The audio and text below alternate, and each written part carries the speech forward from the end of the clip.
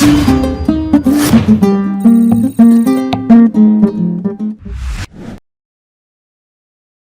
African Students Union of Ohio University in the United States has presented its 2024 African Heroes Award to the veteran Gambian politician and educationist Sidia Jatta, who co-founded the People's Organization for Independence and Socialism, DOI, in 1986. The African Heroes Award was created to mark and celebrate the release from prison of the former and late President of South Africa, Nelson Mandela. As such, Mandela became the first award recipient in 1991. Since then, the African community at Ohio University has been nominating, voting, and giving the award every spring semester to an African or Africanist who is contributing to the development and advancement of the African continent and people of African descent on the continent or in the diaspora. The former Woolly West National Assembly member was selected for this year's award in recognition of his contributions to education, democracy, and Pan-Africanism. Having been presented with his trophy and certificate at a ceremony at Ohio University on Saturday, Mr. Jatta spoke to Coffee Time about the award. Peter, let me begin by saying what I started with when I made my speech on Saturday. We are all actors on the world stage. And there are people who take interest in what others do and they monitor them.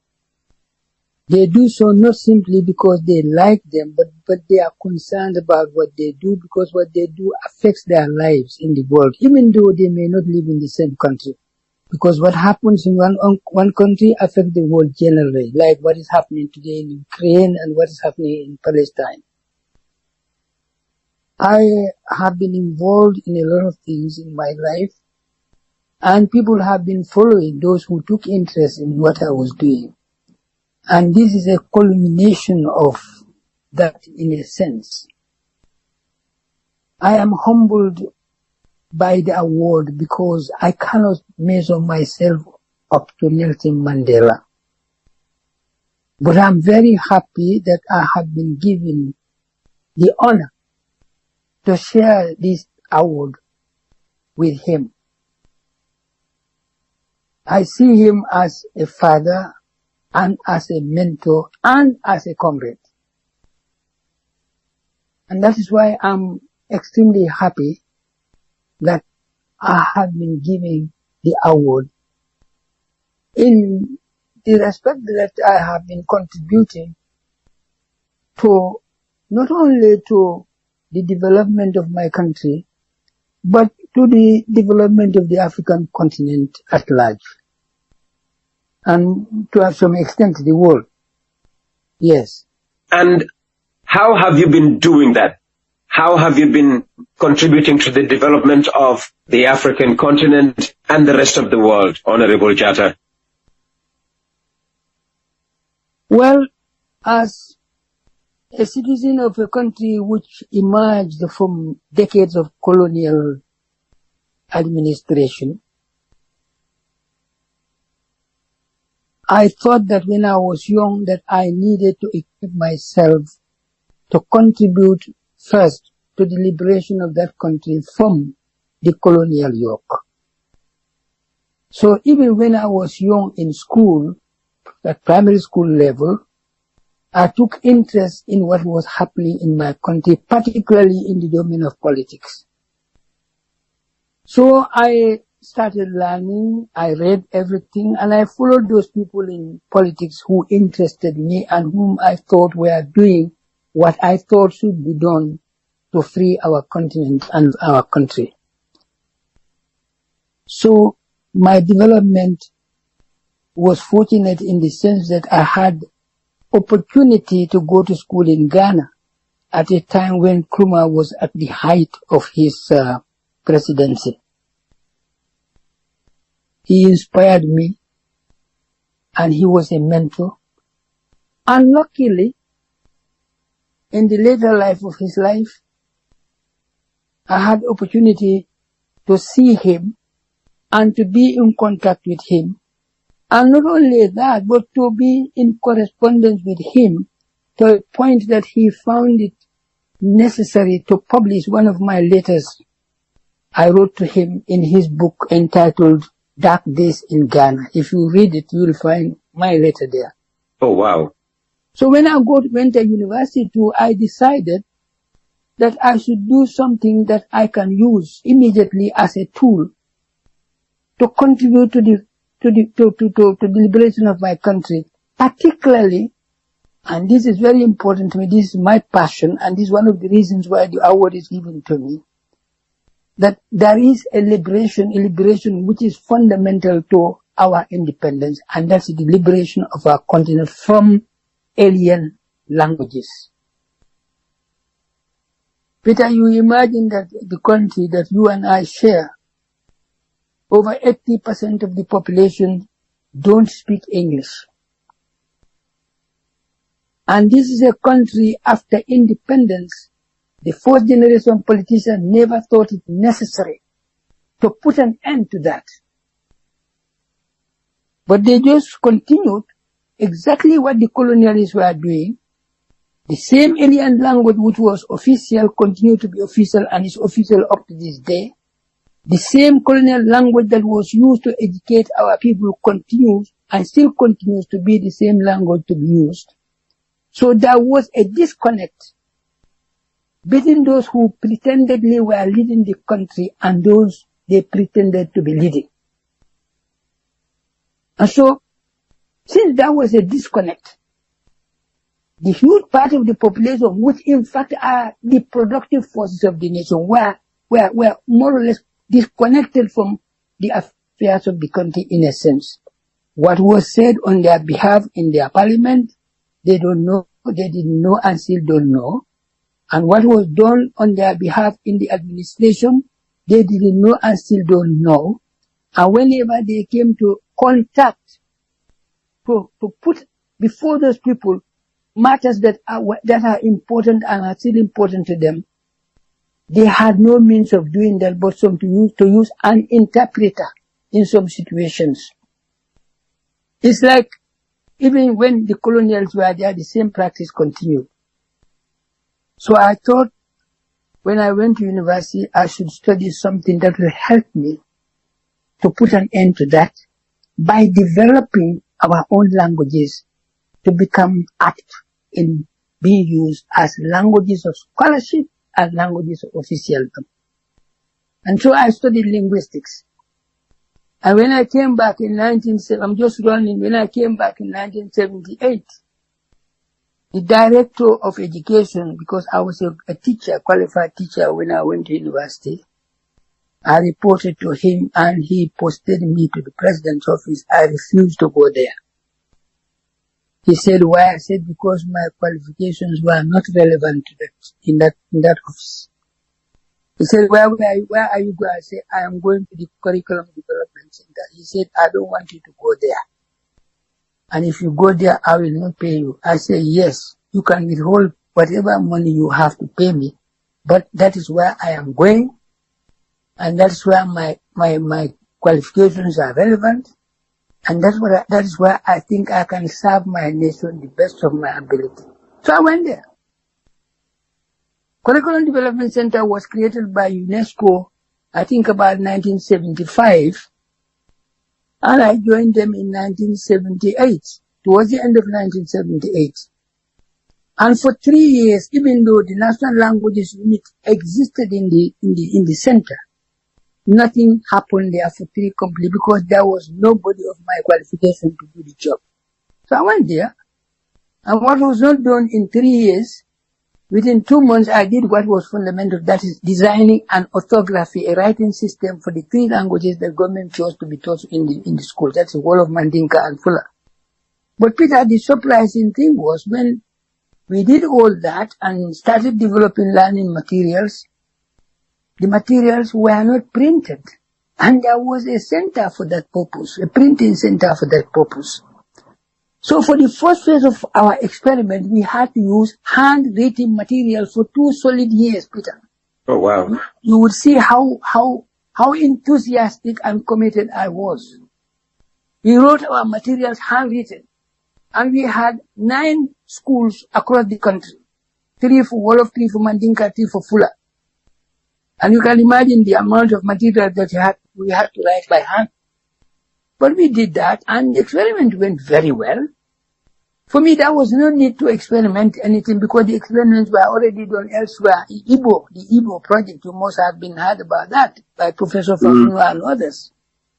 So there was no need but to please them, I accepted to experiment. But then they were even not committed to that because they refused to print our materials. Transport was not available. The last class we had was in Kayai, in Nyani, in the provinces. You can imagine the difficulties that we had to face with. So, at the end of the second year, I saw that this could not continue. But before I came back in 1978, I was given an international job. A job which, in fact, is part of what I was doing in the Gambia. That was a research project on all the languages in Africa, including Arabic. 3 parts, the research was composed of 3 aspects. 1, a language map of Africa. 2, writing system for the languages of Africa. And 3, inventory of all the languages in Africa and dialects and their interrelationships. The research lasted for 3 years. But since time is running and my mobile is running out of energy, I said, my part of the research was designing a writing system. But before that, UNESCO had been organizing a series of conferences on harmonization and transcription of African languages. The last of which took place in Niamey in 1978, where they adopted the writing system they call Africa Reference Alphabet. My research group in London took that to develop it further to make it up to write every language, including Arabic. So at the end of it, I went back to the Gambia. This time I went to collect data to go back to France and do my doctoral thesis. But then, in my absence, they said they dismissed me, but I never received a letter to that effect. Oh. Yes, for 3 years, I didn't get a letter. I think Bakari was then the Minister of Education at the time. No, he was the vice president, I think. And yes, Malamin Sonko was the director of Curriculum Development Center. When he caught wind of my arrival in the Gambia, he put a lot of people together, some of whom were my friends like Bakar Labo and many others, to prevail upon me to come back to Curriculum Development Center. And well, in the end, I accepted. I went back, but the situation was exactly the same. I left it.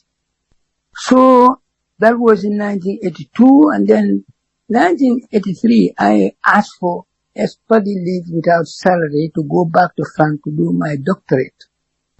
They gave me, I went to France and came back in 1985. I went back to the same center, but the situation was exactly the same.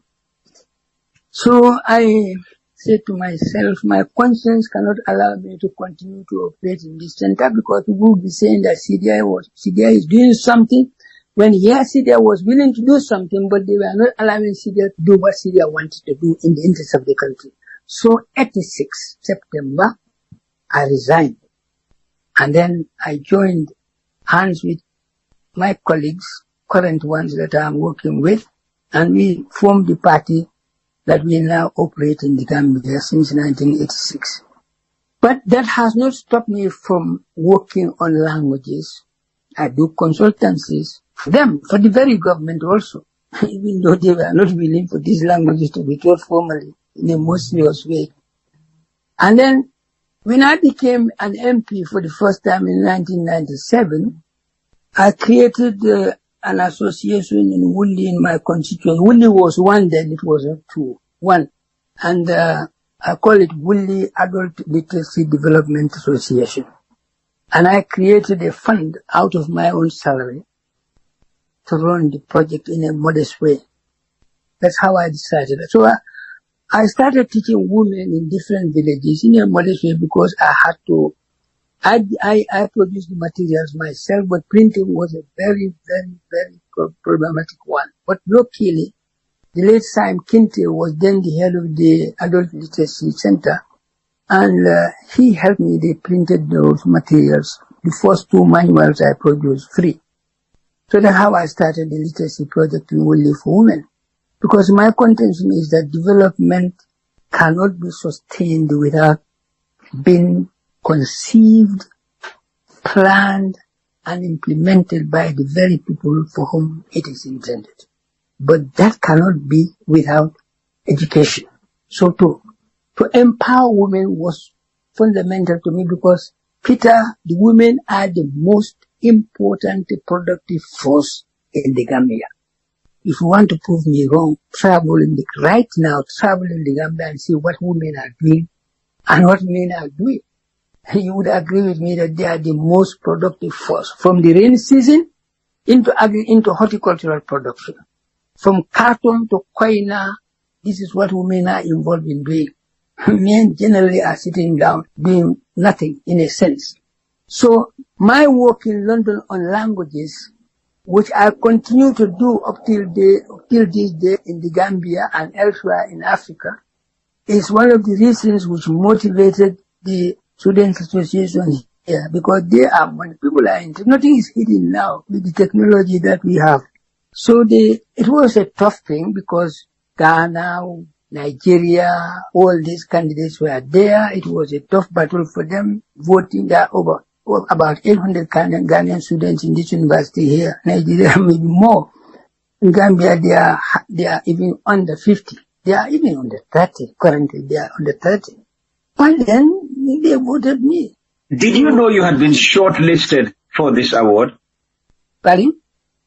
Did you know you had been shortlisted for this award? I was totally ignorant of what was happening here until when they voted and chose me. Even started making plans to plan for my visa and all the rest of it. Then that was the time they told me. When they needed certain data from me about my passport and all those things. I was not informed at all. Well, congratulations again. How will winning this award affect your future work? This award has rejuvenated me, Peter. It has made me younger, and it has made me more committed to continue to do what I have been doing. I am inspired. So inspired that it's like I'm 25 years old where I am now. So I think this is it's become a catalyst for me, and it has energized me physically, intellectually, and morally. So I think the future is very bright, and I'm happy to say that a new language policy is going to be implemented in the Gambia probably as from the next academic year. And I was one of the consultants who drafted the new Gambia new language and education policy, which we have validated and has been approved, adopted. And in fact, just before I came, it was planned that I'm part of the team to go up country to sensitize people about the implementation of that language policy. So I'm sure when I go back, if they have not started, that's what we are going to start doing. And then train teachers, produce materials, and prepare the ground for its implementation. Well, we wish you good luck in that endeavor. You were given this award because of your contributions to, and I quote, education, democracy, and Pan-Africanism.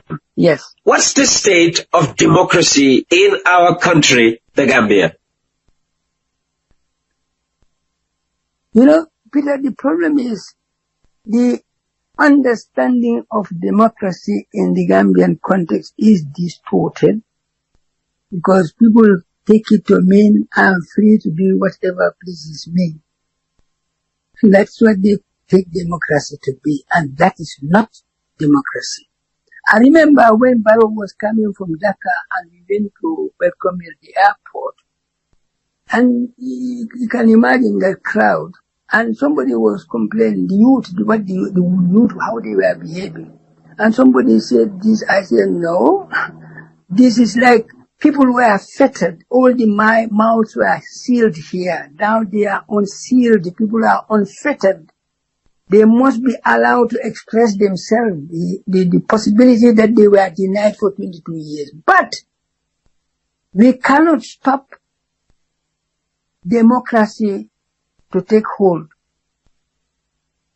All that we need to do is we have to create the means of controlling and sensitizing people to be able to use it as it should be used. But you cannot stop anybody anymore. And that is what is lacking in our country. The media, the fora that they have in this, their mobiles, is, for me, is becoming more of a harm than good. Because what is taken in most of the fora does not serve anybody's purpose. Because insulting, character assassination does not serve any purpose in anybody's life, in the life of any nation. But we cannot stop democracy to prevail. All that we need to do is we have to sensitize people. People must learn to understand what it means to have a democratic nation. And to have freedom to speak, freedom to move, freedom to associate, what all that means. That's what people must be taught to understand so that we put an end to this type of emerging violence that I see in the Gambia. But, that must go also with a lot, because a lot of young people are there. Some are graduates, some are going up to grade 12, some are going to grade 10, 11. They have no job, they have not completed their education. They have no money to complete their education.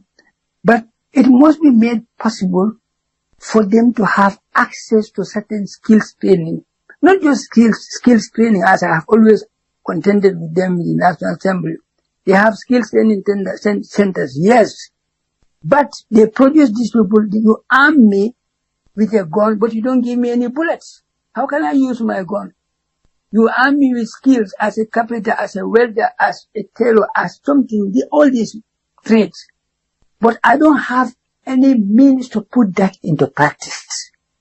I think after training, those students who are emerging from the training can come together, create a collective somewhere where they will be producing all this, the furniture that we are importing from outside. Furniture for the schools, furniture for the hospital, furniture for the offices. In no time they'll be able to pay back to government the money that they have lent them out to operate. That's the only way we can give any meaningful thing to skills training in our country. Most of it has failed. They have had many projects. They failed because they lack validation. And that's what we must do.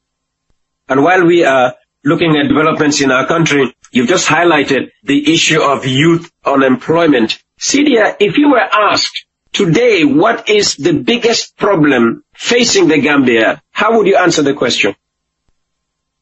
The biggest problem is that the economy of the country is not engaged in any fashion to make it possible to generate, not only generate income, but also to generate employment. Peter, our ocean, instead of having this agreement with the European Union to fish in our waters for 6 years with about 32 to 38 fishing vessels, and being given only 500,000 euros every year. Peter, this is outrageous. Those 38 fishing vessels can make 500,000 euros in 1 month. But that's what they give us a year. Supposing we create that ourselves, how many young people will have the possibility to work on those fishing vessels? They were given foreign ships. There are many young people who have been working on vessels all over the world. If we create that possibility, we can generate all that we need for our development. No, I'm not even going to agriculture proper. Because fishing can solve the problem of the Gambia. What about agriculture, which was supposedly at the time of the First Republic, the first pillar of the economy of this, the foreign exchange earner? Agriculture now is a liability. Peter, if you go back if you go to the Gambia now, you go to the provinces, almost no groundnut has been sold. They are there. And the minister announced, now we have stopped groundnut buying, we cannot buy any more groundnut. Now farmers are allowed to go and sell their produce anywhere they want. Is that not ridiculous? So that is the problem. Unless you cannot eradicate poverty in the Gambia without investing into the fundamental productive sources of the country. Fishing, let's say agriculture, it sums it up because fishing is under agriculture. And that's what is lacking. Go to agriculture department now. I don't know what they are doing. Before, agriculture was involved in production. You see where Union Police is? Facing it in the east. That was site 1, agriculture. They were producing groundnuts there. Where the fence is, where Jammeh claimed to have as his property. And Jawara also was there. That's where they were producing lemon. And they were producing lemon juice. You know that, Peter. And behind that, you have another site 1 and site 2 and site 3, site 2 and site 3. They were producing. You go to Sapo, they were producing rice. You go to Jahal, they were producing. But where are all those things now? They are all dead. No project has lasted in that country because of unsustainability of the unsustainable factor they inject into them. You focus on the agriculture sector. Yes. But of late, much has been made of the Gambia's foreign policy, with all these scandals involving our diplomats either fighting or mismanaging monies given to them to serve the interests of Gambian immigrants within their jurisdictions. What do you make of all these scandals and the Gambia's foreign policy? Peter, I was the chairperson of the National Assembly Select Committee on Foreign Affairs. We asked to have the foreign policy document. They said it was being prepared. I spent all my life in the National Assembly and I'm not there anymore. I've never seen any foreign policy. What that they sent to us was service rules. And that's not foreign policy. So I don't even know when they have a foreign policy because I've never seen a document on it. But, you know, it all comes to this, Peter. When you are putting people into jobs, the Constitution is very clear. When you are appointing a minister, the minister to be appointed must have qualification for that particular portfolio. If you are appointing somebody as a Minister of Agriculture, that minister must have qualification relating to agriculture. That is not happening. They do it only in 2 ministries. That's health and justice. Sometimes even health, they put people there who have no agricultural training at all. Like, for example, I don't know, the permanent secretary which is there now has nothing to do with agriculture. So, my problem is that they just appoint people helter-skelter without consideration of who he is or what does he know, how is he going to operate in a foreign country? It's like, because I was in South Africa, I know the people who are there, and I've been to Jatta, I know who are there, and currently I know who are in this foreign service. But I'm not going to say anything about it, but the problem is, the rule is that when you are putting people, particularly people who are going to embassies, diplomatic missions are meant to shape the external personality of a nation. People must have qualification to do that. And external personality of a nation is fundamental. Because that is what is going to make people respect your nation or disrespect your nation. Like it is happening now. Gambia is not respected internationally because of what is happening in their embassies. So I think much is still to be done to shape that. All that has to be taken into consideration if you want to have a sovereign, respected nation. Honorable Jatta? And at that point in time, as you probably can tell, Mr. Jatta's battery completely discharged and the mobile phone went off. Anyway, that was Doi co-founder and former National Assembly member for Wulli.